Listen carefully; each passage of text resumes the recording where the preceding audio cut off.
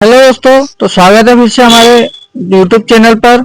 और आज हम नए क्वेश्चन लेके आए हैं जिसमें हिंदू विधि के मूल स्रोतों को समझना है और यह भी बताना है कि प्रत्येक का क्या महत्व है। चलिए दोस्तों आगे बढ़ते हैं। सबसे पहले तो दोस्तों हिंदू विधि के स्रोत के बारे में जानेंगे, जिसमें हिंदू विधि के मूल स्रोत हैं जो कि श्रुति या वेद। मैं इनके कथन है कि श्रुतियां भी हिंदू विधि की प्राथमिक और सर्वोच्च स्रोत है और इन्हें ईश्वर का वाक्य कहा जाता है। श्रुति का शाब्दिक अर्थ है वह जो सुना गया है।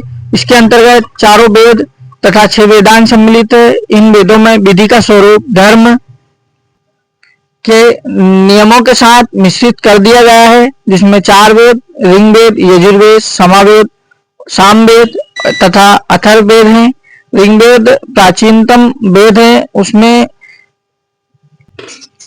उसमें विधि का उल्लेख जिस प्रकार किया गया है उसमें आज्ञापक विधि का स्पष्ट रूप नहीं प्राप्त होता, जिसमें वेदों के बाद वेदांगों का स्थान आता है। ये संख्या में 6 हैं जो क्रमशः इस प्रकार है, जैसे कल्प, व्याकरण, छंद, शिक्षा, ज्योतिष तथा निरुक्त। इसके बाद सिद्धांत है श्रुतियां हिंदू विधि का सर्वोच्च स्रोत है, परंतु व्यवहार में इनका कोई विधिक महत्व नहीं है। इसके अतिरिक्त श्रुतियों में उल्लेखित विधि कालांतर में उतनी उपयोगी नहीं रह गई है जितना कि उस समय थी जबकि उसकी रचना की गई थी। उसकी व्यावहारिकता उपयोगिता कम हो गई, जिसके कारण स्मृतियों में विधि की पुनर्व्याख्या की गई।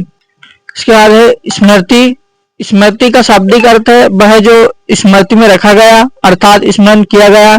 ऐसा विश्वास है कि स्मृतियां वेदों के मूल रूप पर आधारित है और जिनका रूप अब लुप्त हो गया है। जो स्मृतियां श्लोकों में हैं और उन्हें धर्मशास्त्र की संख्या दी गई। स्मृतियों के प्रमुख रचनाकार मनु, याज्ञवल्क्य, नारद, विष्णु, बृहस्पति और कात्यायन तथा पाराशर हैं।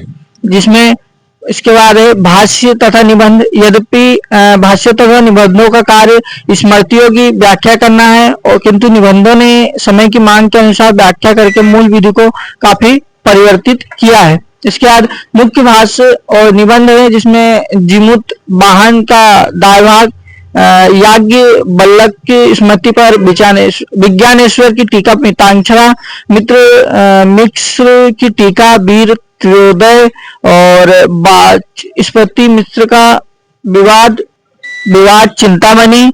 उसके बाद चंद्रशेखर का विवाद रत्नाकर, रघुनंदन का दायतव्य, माधवाचार्य की पराशर पर टीका, पराशर माधव्य तथा नीलकंठ का व्यवहार मयूष। इसके बाद आता है हमारा चौथा पॉइंट सदाचार।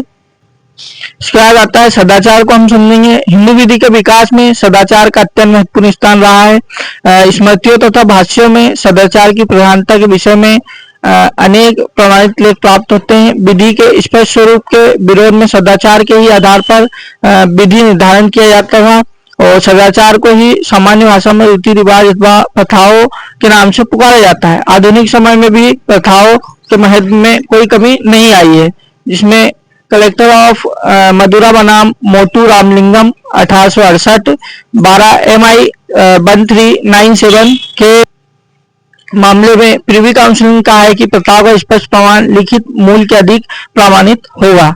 तो दोस्तों वीडियो आगे ज्यादा बड़ी ना करते हुए हम पार्ट 2 में थोड़ा सा पैराग्राफ और बचा है उसको कवर करेंगे। जय श्री राम।